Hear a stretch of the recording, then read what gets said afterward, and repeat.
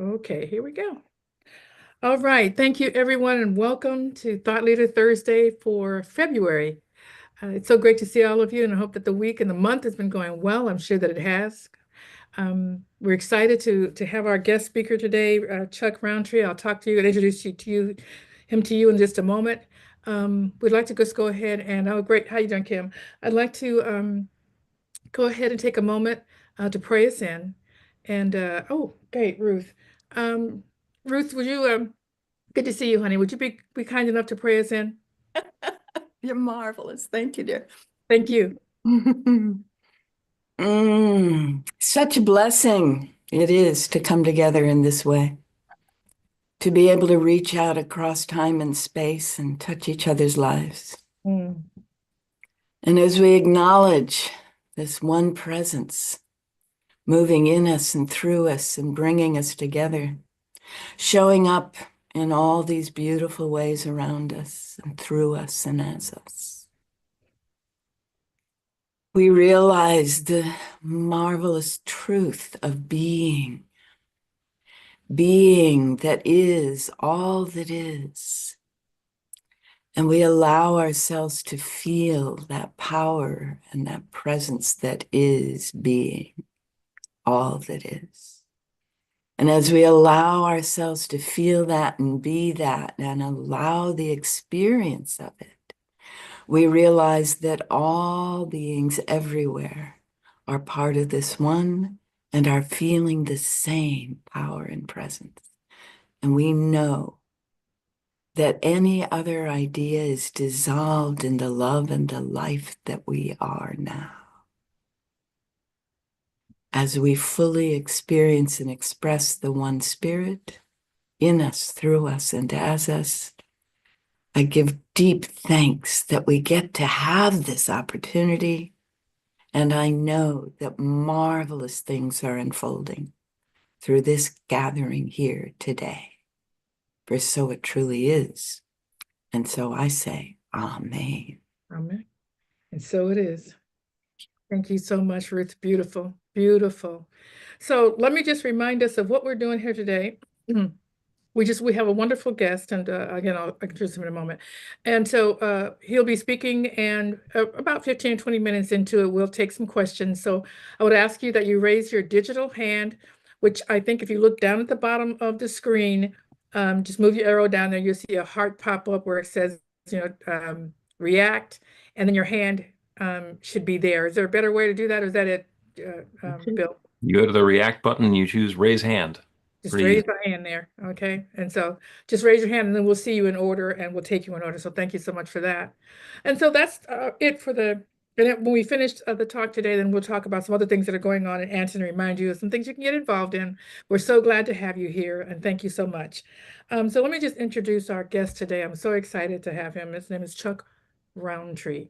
And he was introduced to me by Reverend Kim Andrews. He's just a wonderfully spiritual person, and he does an amazing sound bath, which I've never, I mean, I've done a number of sound baths, but I've never done it the way that he does it. It was so amazing. I think I was snoring, in about 10 minutes? I was so relaxed. It was so great. And so I may have missed some of the things, but I'm sure that it came into my subconsciousness, what you were saying. But what Chuck is here to do today is to talk to us about you are the love effect. You are the love effect. And so he is joining us and he has a powerful reminder of what exactly love is. And it's not just something that we seek externally, it is a part of who we are, it is our core. And so this conversation today, and anytime that Chuck is speaking, what he's talking about is exploring how we embrace our innate capacity for love, which is transformational. And this is what my doctoral thesis was all about, the transforming power of unconditional love. So you can see that I've just very much gravitated towards him and what he speaks of. I believe that is what it is. That's what's going to heal the world, as we all look at each other and react to each other, intentionally showing up as love. I think that's the highest form of showing up as your God self, is to show up as love. So Chuck is a transformational life and spiritual coach. He does 9D breath work, which he'll show us a little bit of that in his workshop later on this month or next month. We'll talk about that in our quarterly um, meeting. Chuck just creates this safe space for all of us to release any fears that we have, shed any limiting beliefs that we have, which we know stops us from moving forward towards our vision, and embrace what our authentic truth is. So I'm not going to go on and on with that. His bio is on our website. I just want to give him as much time as possible to speak. So please help me in welcoming our wonderful speaker today, Chuck Roundtree. Thank you so much, Chuck, for being here. Thank you. Mhm. Thank you, Dr. PJ. I really appreciate the introduction and the opportunity to participate on the call today and to share the message that I have that has formed over the course of my life and become now my life's work.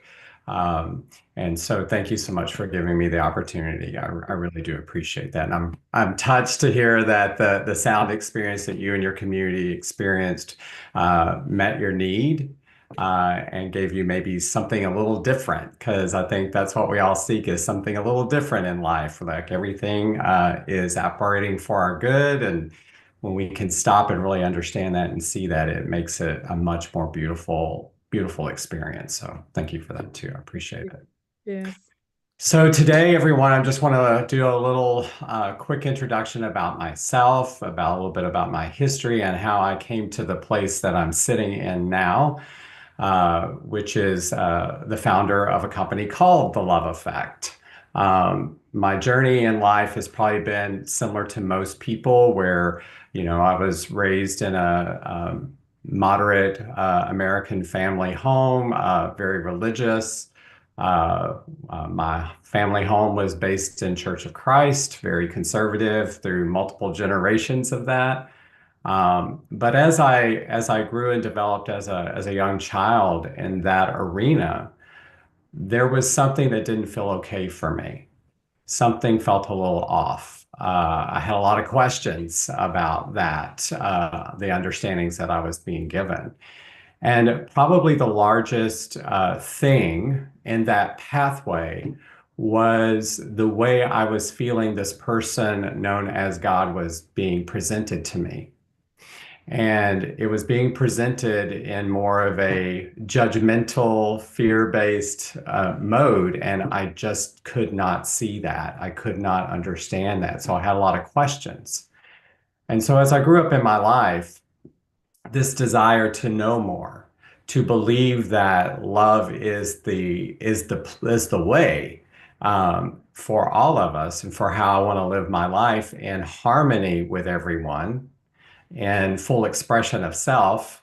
I started down a journey of a lot of different pathways of religion, non-denominational, new thought, etc., just seeking information that would start to make all of it make sense to me. And where I landed in that was at the Centers for Spiritual Living and Science of Mind. And that helped me make it all make more sense to myself, that there is such a thing as oneness. There is such a beautiful healing in the world known as love. And what I discovered was I didn't know what love was. Mm. And in 2015, I got a divine download from Spirit, and all it was an emblem that came down, and all I heard was, "This is what you're to do with the rest of your life." And I was like, "Okay, that's great. Could I get a little more?" Like just a little more. And but there in tune just started this journey of like, what is this? What am I really to do? What is life supposed to be like for me? And at that point in my life, I was a corporate executive in the luxury beauty and fashion world. And if anybody knows about the back end of beauty and fashion, it's pretty brutal and very competitive. And one day I was at an event, and because I was head of marketing, so we were at a client event, and we had like 500 people at this event. And so I was helping out at the event, And I remember putting like the company I worked for at the time was St. John Knits. And I remember putting a jacket on a customer. And I was like, this feels so good to me, just like being able to service and give service to someone and talk to them. And it wasn't really about the fashion, it was about the connection with the person. Yes. And what I started to understand and what Spirit was slowly telling me was, see, you've gone and put jackets on, and your real job is to take the jackets off. Mm. And so that kind of perplexed me a little, because that's not what I had known. Like I had known service to me to be that serving outside of self, showing love, giving love, uh, being all of that about the external. So in 2021, I decided to launch the Love Effect. So I left my corporate life, said yes to this, and started down this journey. And immediately hit a wall. And the wall was that what I had known to be true for myself of what is this love thing was actually true for everybody. So my message up front was like, hey, we're all one, we're love, we're light. Let's be that for each other. Let's emulate that to each other. And it just kind of didn't stick. And so I started asking some questions of other people, of myself. And I was like, hold on, wait a minute. I'm actually giving phase 2 in phase 1. So I need to rethink this. And what the work really needs to become is helping people understand what love is, not from the external, but the internal. And that created a whole different pathway that I had never anticipated, never thought of, because love had always been around me my whole life. I was raised in a home where we didn't say, I love you. I was raised under the thought of your actions will demonstrate that love. So it's not needed to be spoken.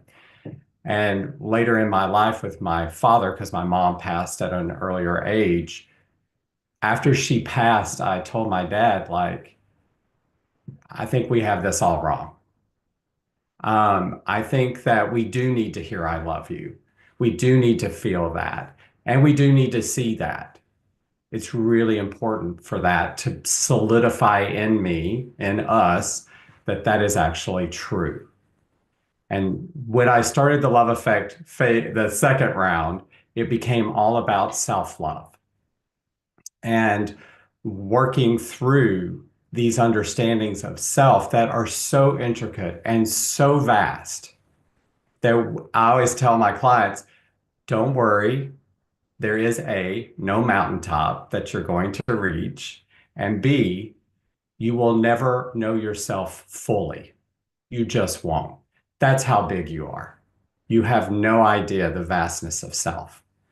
So it becomes more of a journey of life and a way of being than anything else, because where my belief structure says for me is your journey, your responsibility in life, Chuck, is just to know you, to know who you are, to know what you're capable of, and then take that knowingness automatically is going to project out.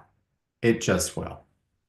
And so when I started that process, it became ever more potent within me to know who I was.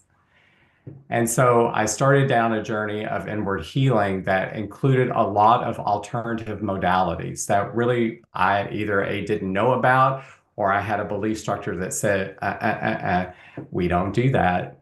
That's not what we do. And had to go through this process of breaking through these beliefs, because those beliefs were holding me back from my absolute truth.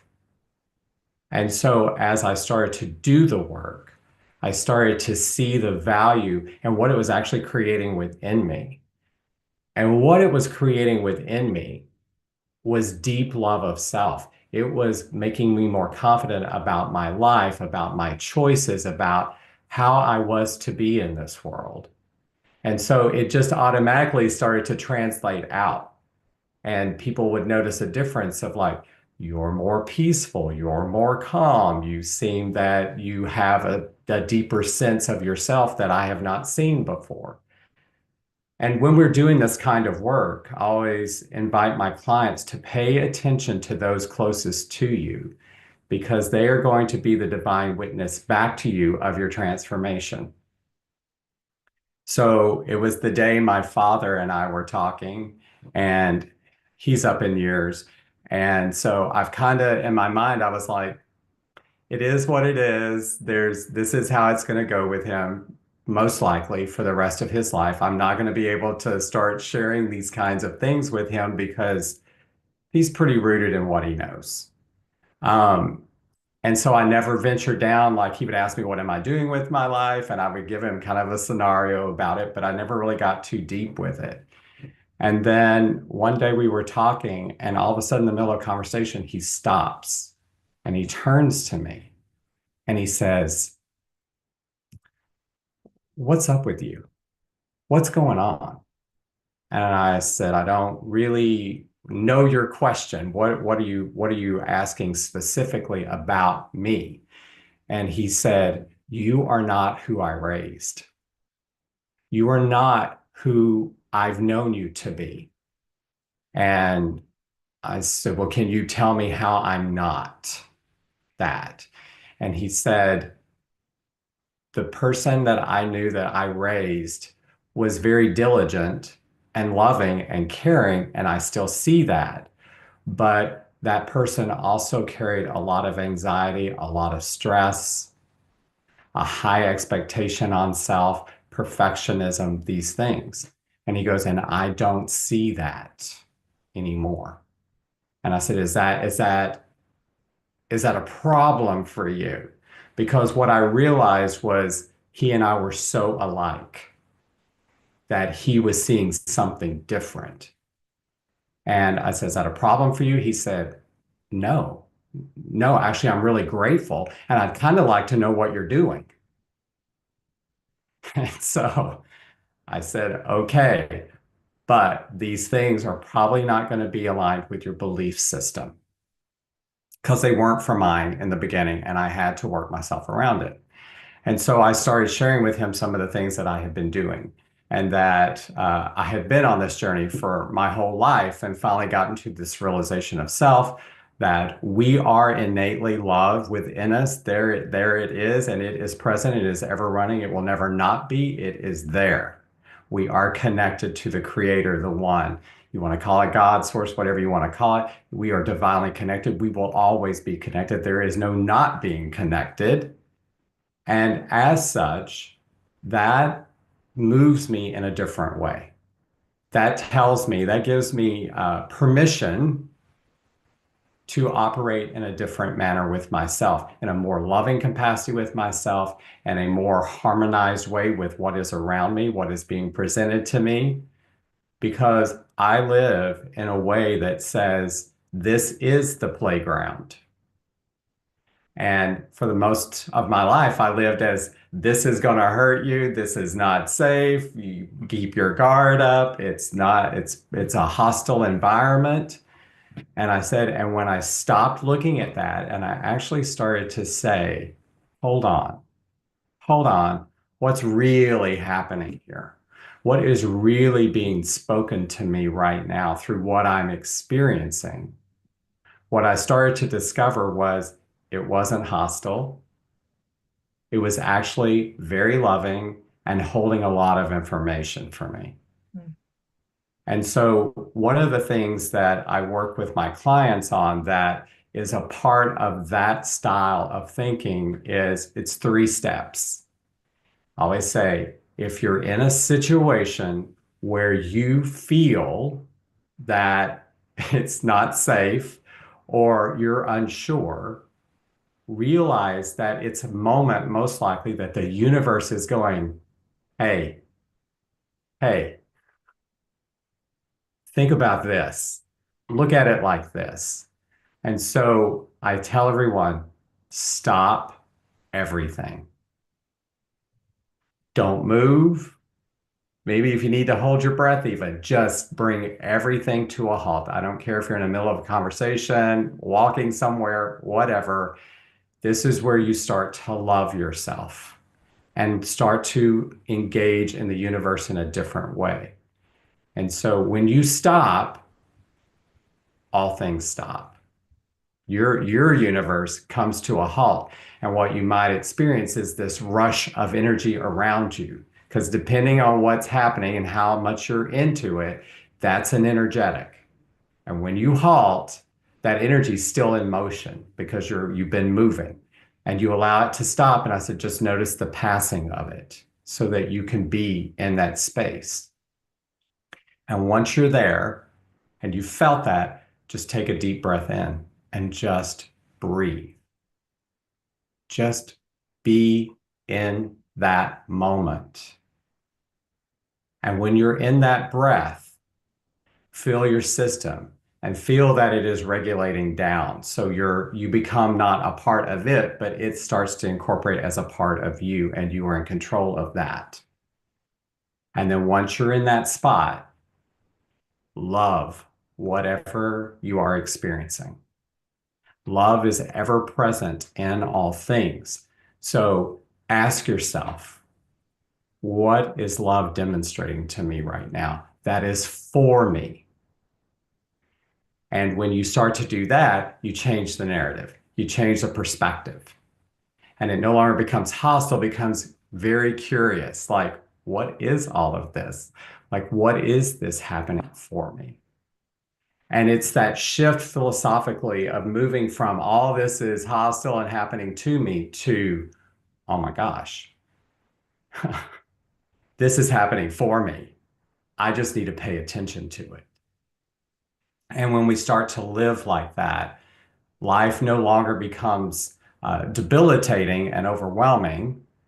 And if it does, when we start living like this, becomes overwhelming, it's because you're starting to see more of the goodness in life that's sitting there waiting or holding a piece of information for you. And so it's a more beautiful part of being overwhelmed. It's like, oh my gosh, I didn't realize this. And you start to become that way, right? It becomes a part of your thread of who you are.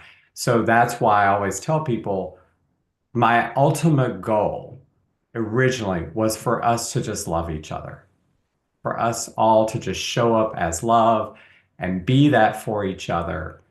And when I realized I had to turn the narrative into inward, it's like, oh, I don't have to teach how to be love out in the world.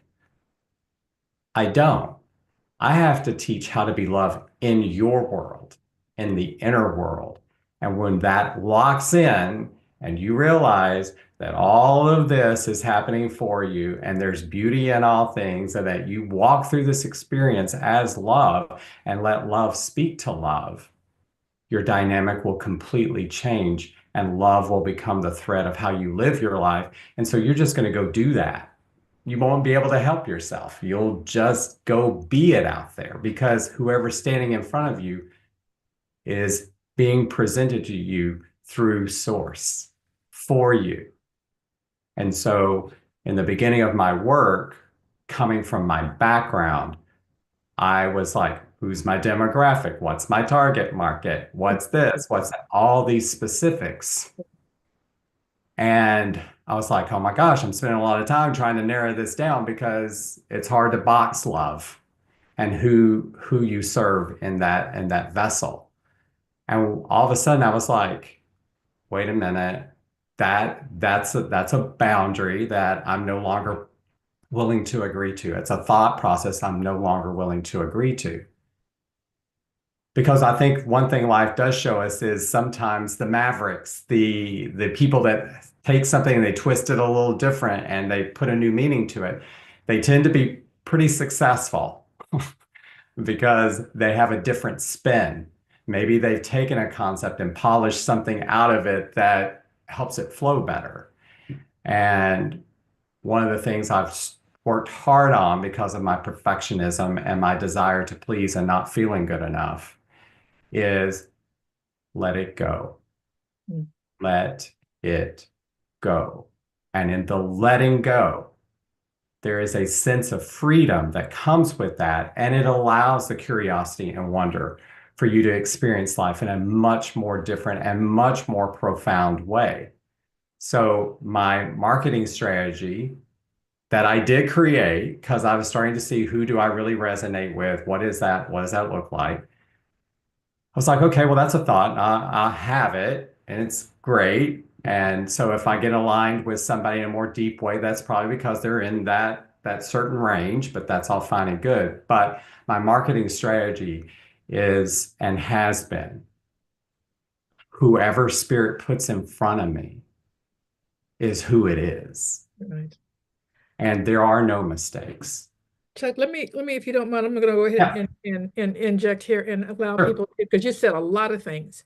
And I'm sure most of the people are on here have gone through what you're talking about and have had some spiritual experiences. So I'm sure they have some questions. So I just want to open it up for some questions or comments at this point. So if anyone has a question or comment, please raise your hand and allow Chuck to respond to that. Okay. All right. A lot of hands going up. All right. Well, you don't, I don't see a lot of questions, but I do have a comment myself. So I'll just go ahead. Maybe it was me. Maybe I'm the one that had questions or comments. None of you do. BJ, do you have a question? So you said it several things that are very deep and actual and true for me. And so I feel like it's a universal truth. And one of the things you said, first thing you said was our job, and I think you meant all of us, our job is to know ourselves. And so my question to you is, how is that done? Like how do you know yourself? Because we're good at fooling ourselves. We're good at hiding. We're good at a number of things that saved us from, whatever experience we were having. So what would you say is the way that you actually discover who you are? Hmm. What do you challenge to make that happen? Yeah, Or to allow it? that is such a beautiful and dynamic question because in general, there are pathways that are generalized. But it does come down to the person, the soul, right? And their journey of life. Okay. And so for me, what became my way of being was what can I do to assist myself or to assist others in finding their truest self. Because one of the taglines I used at one point was know you, KONOW, know you, know love, right? So it is this process that we have to go through. And this is, in my learnings, the first thing I would say is stop listening to your mind and start listening to your heart. The heart is the divine intelligence. The mind is the thinker, the analytical processor, the one that is up there going like, I got it, I know it, let me do it, that kind of thing. But when we start to make the journey from the mind to the heart, our life will change because no longer are we actually going off of statistical data for the most part, or what we've known to be true.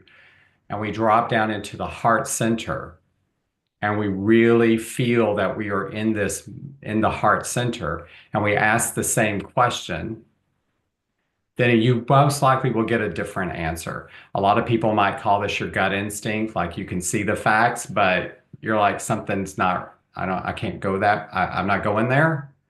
So it is starting to live through your heart. And it's not as hard as you might think to walk from here to here. I say it's a very short distance, but it's a long journey Mhm. because it's a journey of self-trust of I'm gonna live from here. And the best way that I know of to get into your heart center is kind of what I said a minute ago. Stop everything. Like just stop and take some really deep breaths in and keep doing that until you feel the body start to collapse a little bit. Mhm. And as soon as you feel the drop, you're basically in your heart center. You've come down, you've let the mind slow, and you're like, okay, okay, okay. And then I always frame it in a manner that is a yes, no. So one, I could just say like, okay, up here is the love effect mind to do. It's going to say, yeah, probably, and this is how, but you might not be that because of this. And so I'm like, okay, I see that. I need to feel that because my body's going to tell me what I need to know. And so I'll ask, is the love effect my divine purpose? Yes or no? And it happens like that. Yeah. So I don't even question because it's going to try to fight it. I don't question. I just like, that felt like a yes to me, and I'm going with the yes, and let's just see what happens. So it is that stopping, coming down to the heart center and allowing yourself the space and grace to be curious. Remember, you don't know all of you. And if you don't know all of you, you don't know all of it. Sure. And so there's things to discover. So live in curiosity and wonder so that you can allow what is there to come forward. And then I say, build your community that is aligned with that heart-centered space that is there to support you and walk with you, because you will go through a healing process of self on your own internally.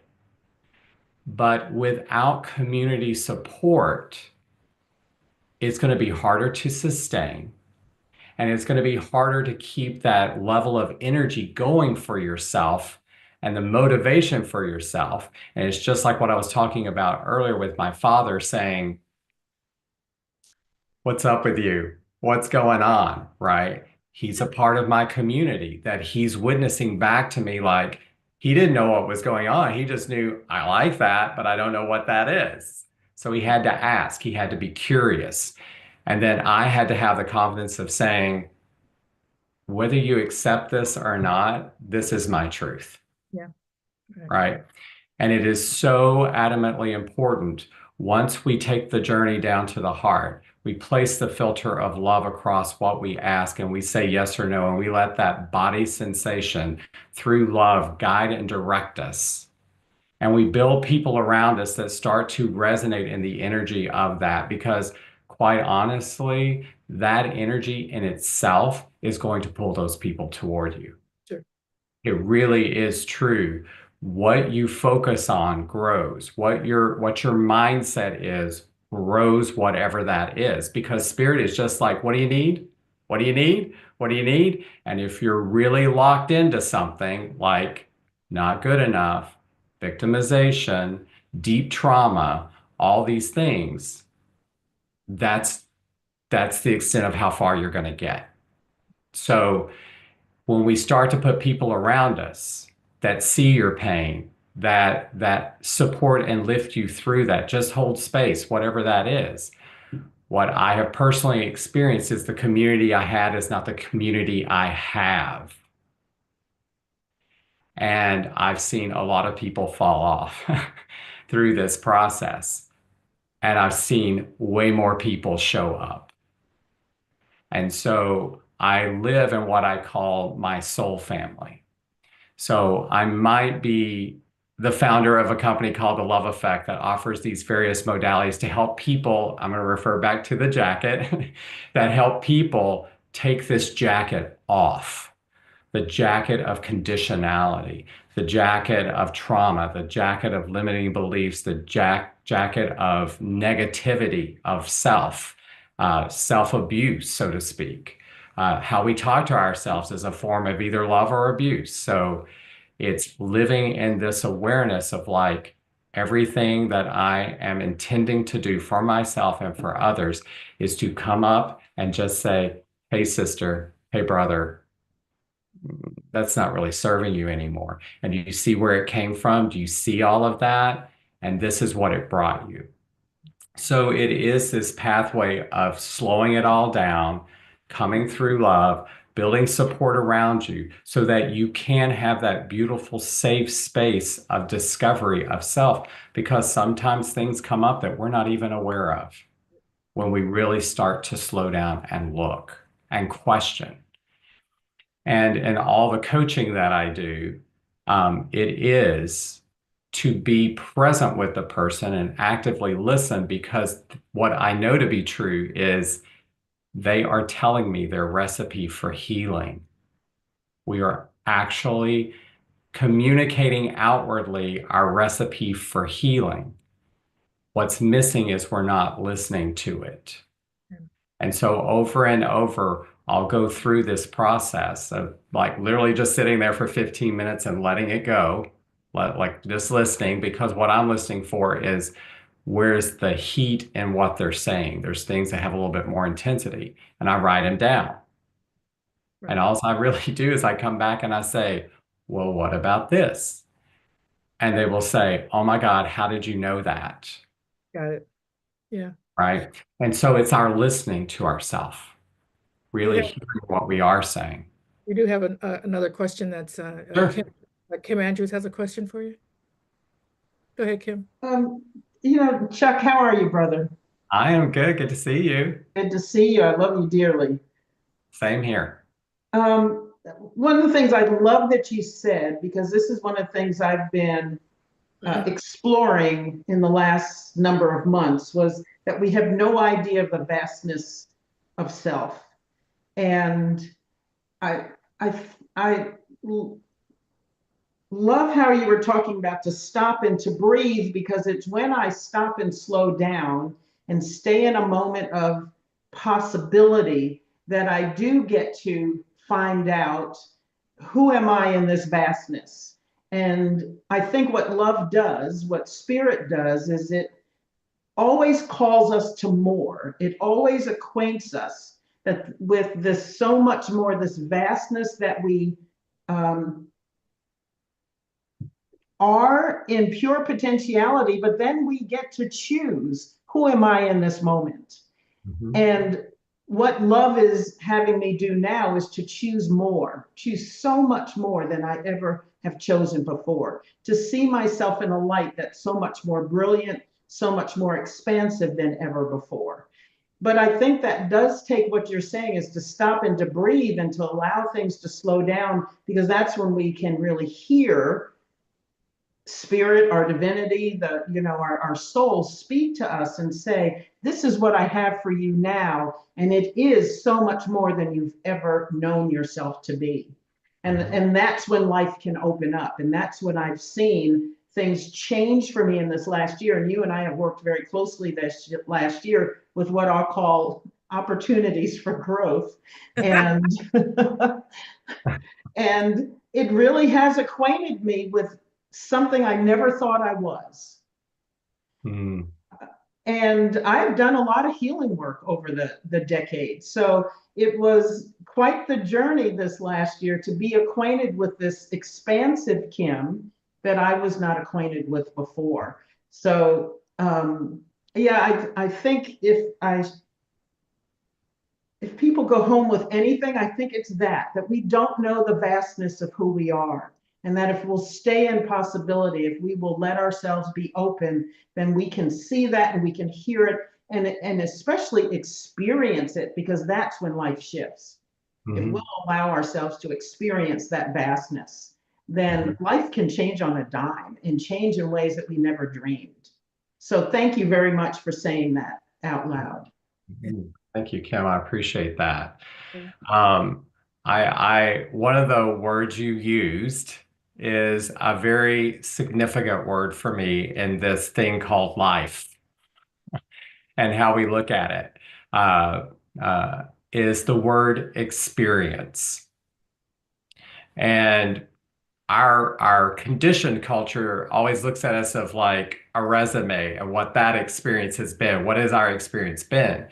But what spirit really calls to us is the experience of self.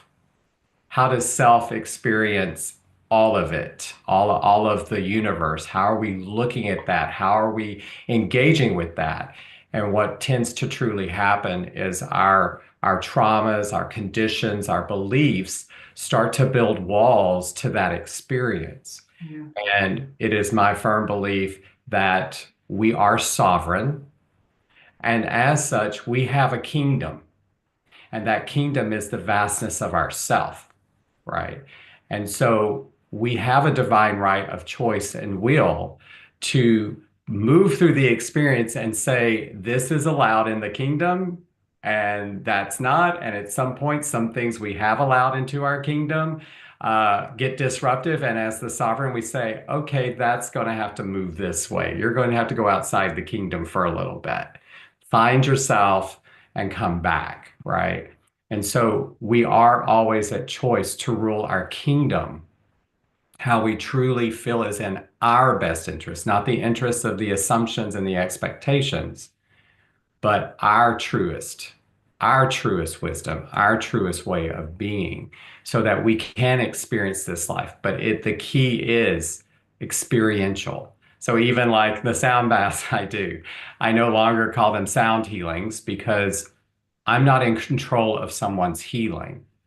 And so I call them sound bath experiences because there's a lot of stuff going on in there, and not just sound, but a lot of energy work and things like that happening. But it's for the body, the consciousness to experience, to maybe shift, maybe get relaxed, maybe see something a little different. Maybe you have something come forward while you're in that relaxed state, right? That's stopping, right? Because it is the playground. It is for us to experience, and all things are possible. So that's why I don't do sound like everybody else does.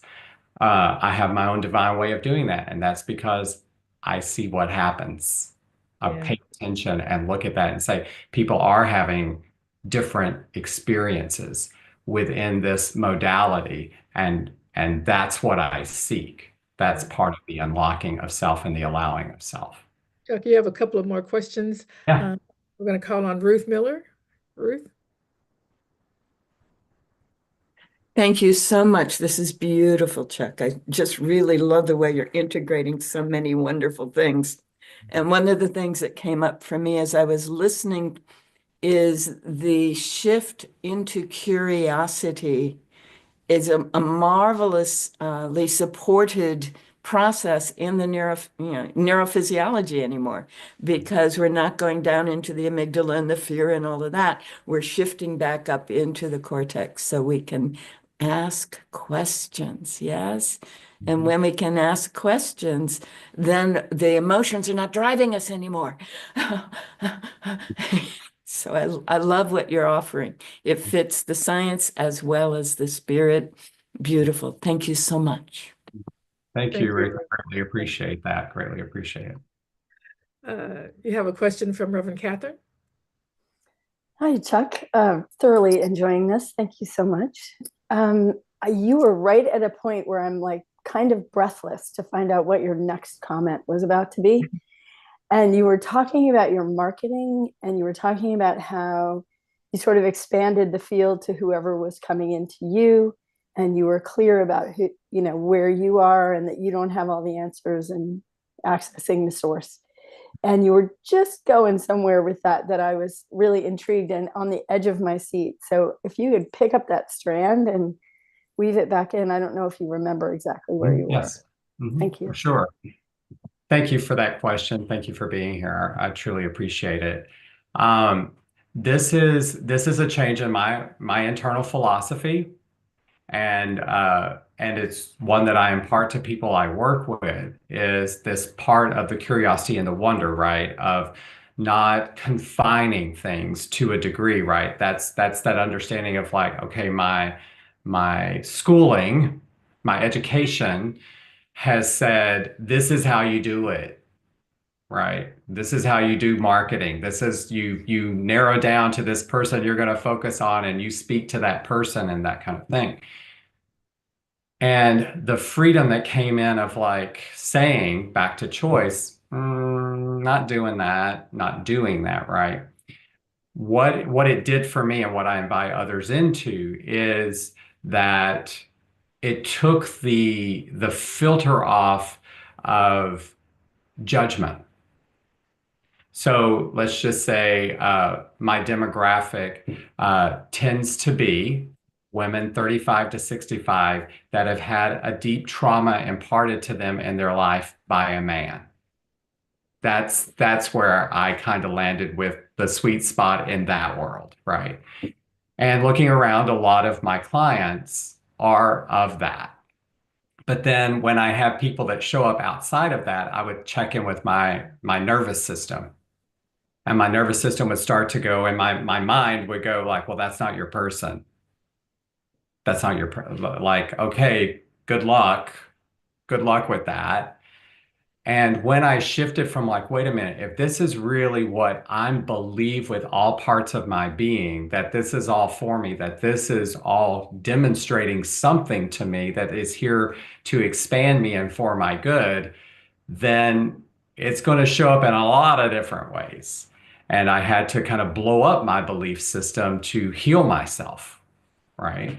And so when it comes to the client that shows up, and I'm paying attention at first when I was making the transition of trust, because it's a trust move, was let me just see what happens. I don't know, like who knows what's going to go down in here? I don't know, but I know I got me. So like if I'm not feeling comfortable, I'm going to shift. I'm going to make a shift, right? It's about me as well.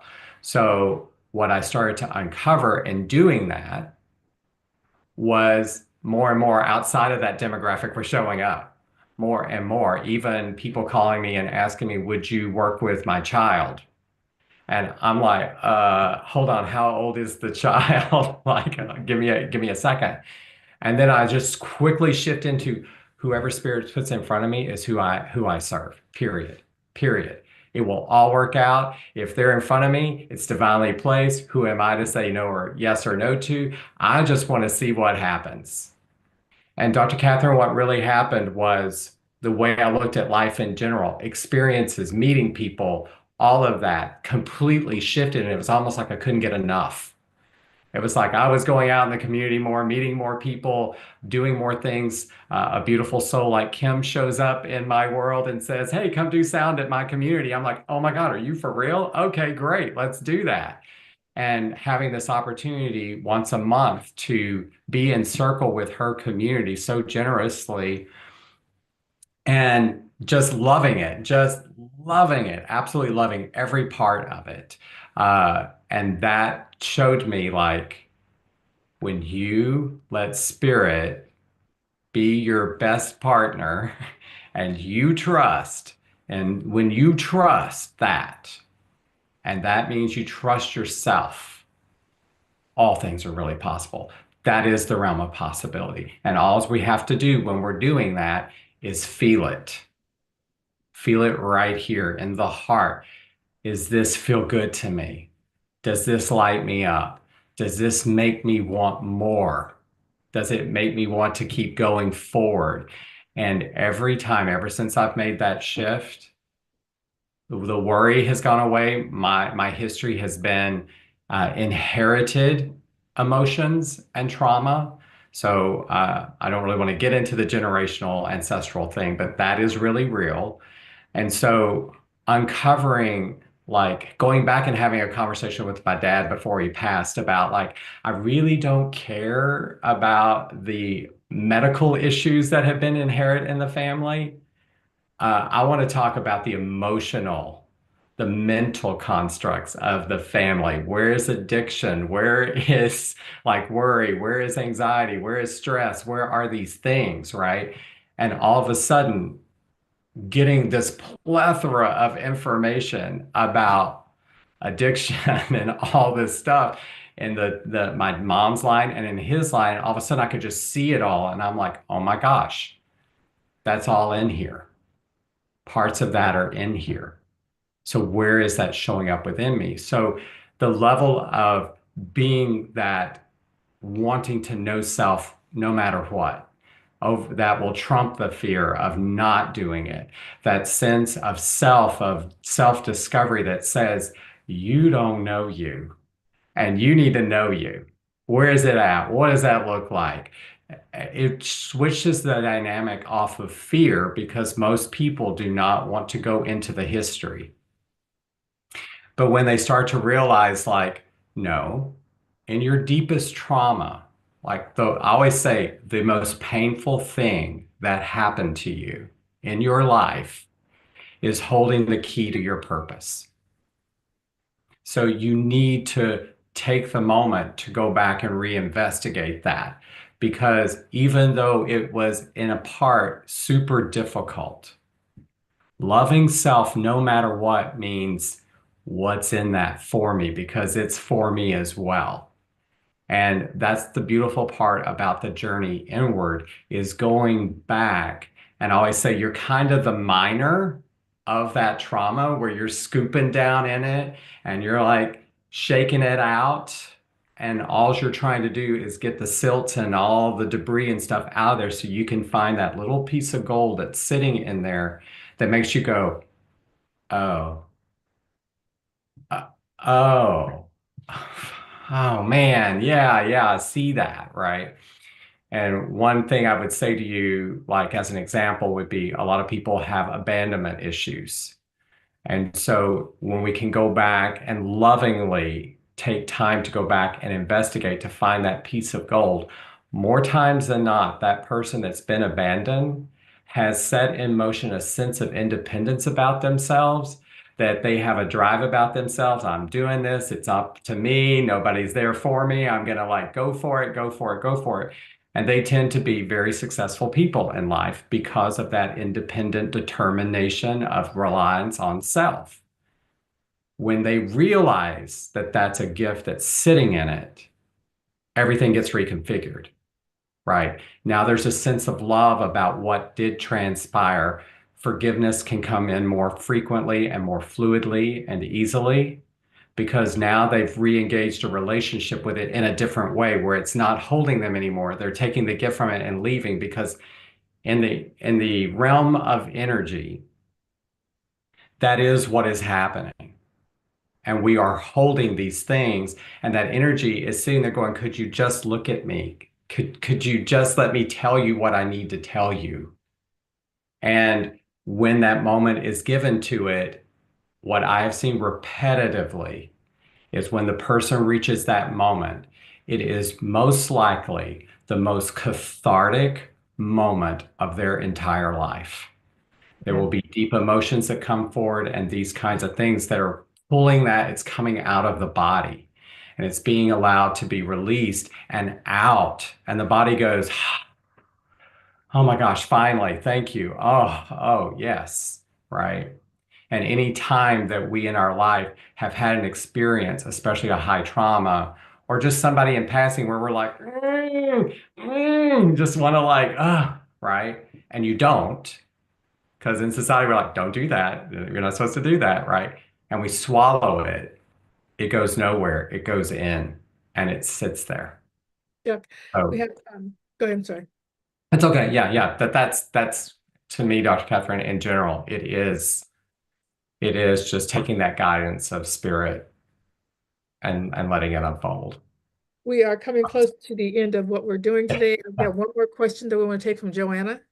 Yep. Thanks so much. Thank you, Pjae. And thank you so much, Chuck. I've really, really enjoyed your presentation, your experience, your heart, your love, and your sharing. My question is, when Pjae put your email address or your website address in, it was affect, not effect. And the whole time we've been talking, I was thinking you were talking about the love effect. Yeah. Could you talk a little bit to your difference, your definition, and how it applies to you between effect and affect? Thank you, Joanna, for saying that, reminding me of that, because I usually want to start with that because it is a little different. That's why I'm saying too, we take something that is normalized and we put a little twist on it, and it can mean something totally different. And so when I first got that download and realized that the title would be, the name of the company would be The Love Effect, I did have it as effect with an E. And so I looked up to get the URL, that kind of thing, and then noticed that there was already someone else that had that. Mhm. And I was like, oh, well, maybe it's not that. And I kept getting this pull from spirit saying, hold a minute, just hold. And so then I was like, wait, there's two versions of that word. Let me check.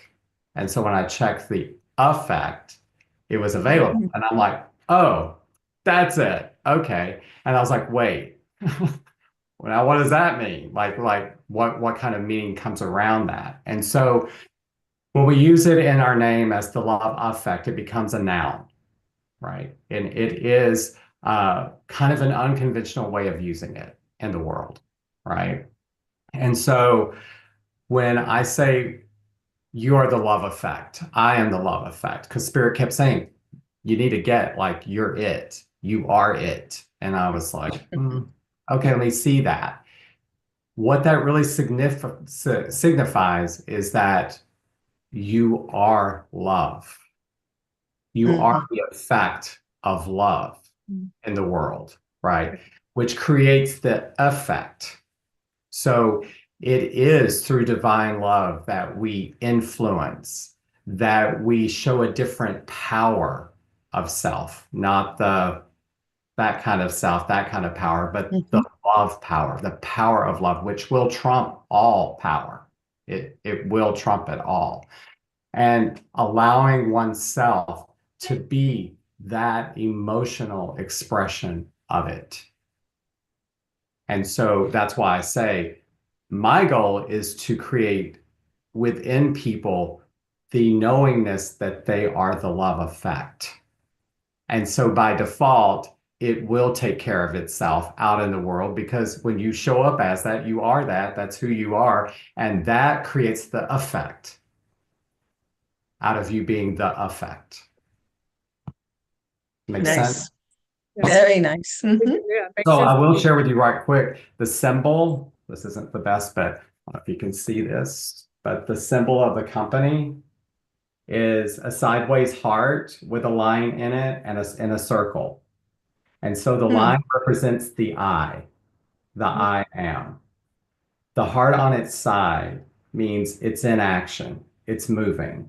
And it also, Mm. the line there creates kind of a B, so it's the being love in the world. And the Mm. circle represents unity, all of it. So the statement that goes with it is, I love all of me, That's right? beautiful. And then beyond that, when we love all of me, since we're attached to all of it, by default, we love all things. Beautiful. Mhm. We are Beautiful. out of time.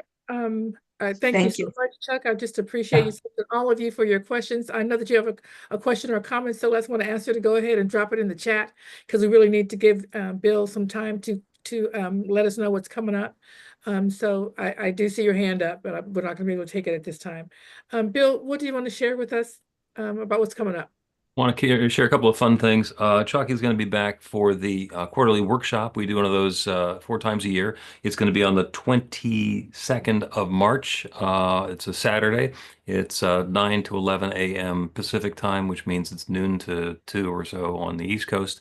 And Chuck is going to do the workshop. And then he's also going to do one of the sound baths as well. We have posted that on the website. It is available. I put the link in the chat. You can find it on the Anton homepage. The other big thing is that we've got our annual retreat that's going to be in October. The theme is Deep Within, and it's going to be people who are part of Anton taking to the platform. The call for speakers is still open. It will be through the middle of March. So if you have an idea for something that you'd like to bring to the community, go ahead and put that on the website. And by the way, if you're not going to be at Unity Village, but you'd like to do something interactive online, that's another possibility as well. That's the stuff that's coming up at Anton, and all the details are on the website. If you can spell Anton, A-N-T-N, you can find anton.org.